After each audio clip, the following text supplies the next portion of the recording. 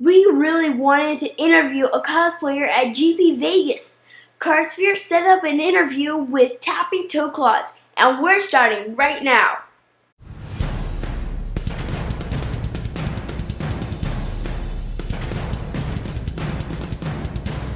Reaching and teaching young mages of all ages.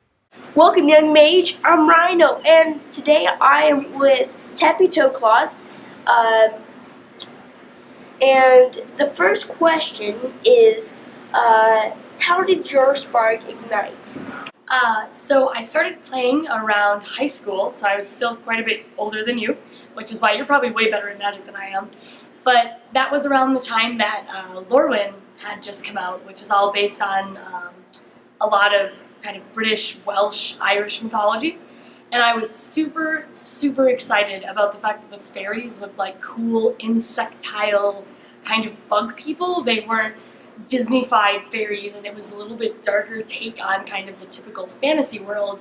And then I put Una in a deck and milled somebody out, and it was absolutely fantastic, and I was kind of hooked ever since. Why did you choose Magic other than another game?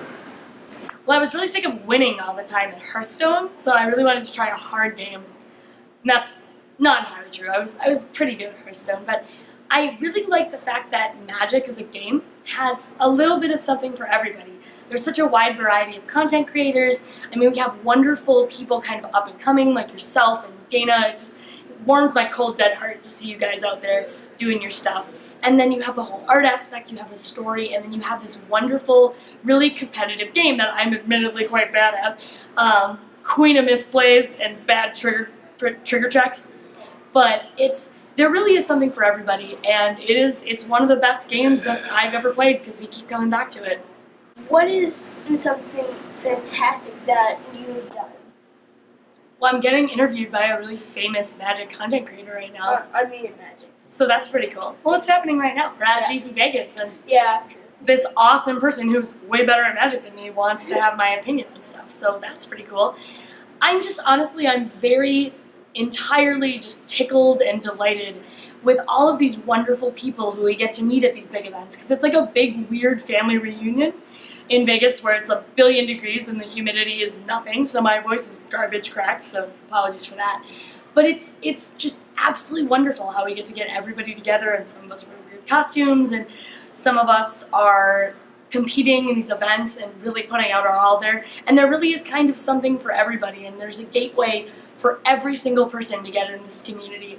And whatever you want, there's something for you here. And there's so many people that are just putting their heart and soul into the material that they make, whether it's cosplay, whether it's art, whether it's interview content like this for the web later. Everyone's working so hard, and it really, really shows, and we get to do all these super cool things. How do you know when your costume is done? I don't. I just kind of wing it. There's plenty of things on this that I would love to fix, but I think it looks pretty good. I definitely am not happy with the fabric because this thing wrinkles as soon as I sit down. I'm going to have some great butt wrinkles after I stand up. But trying to find the right fabric and the right stuff, sometimes especially when you're under that con kind of crunch right before, it's just get it out the door, get it on. I think it's really like once I take that first selfie and post it and you have like the likes and people are super stoked about it, I feel when that's when it that's the first kind of debut. And a lot of these are kind of constant works in progress. So I'm probably going to change a few things on this. I'm definitely going to have to obviously take it out, iron it. I'm sure it's going to be rank by the end of the day today because it's hot out here in Vegas, guys. But it's really kind of a continuous improvement kind of thing. And anybody who feels like they don't have a point to kind of enter in cosplay, I will tell you right now that so much of this is either I didn't do it, and those are the parts that look great because I asked for help from people who are way more talented than me, or the parts that I did, I want to remake and make better.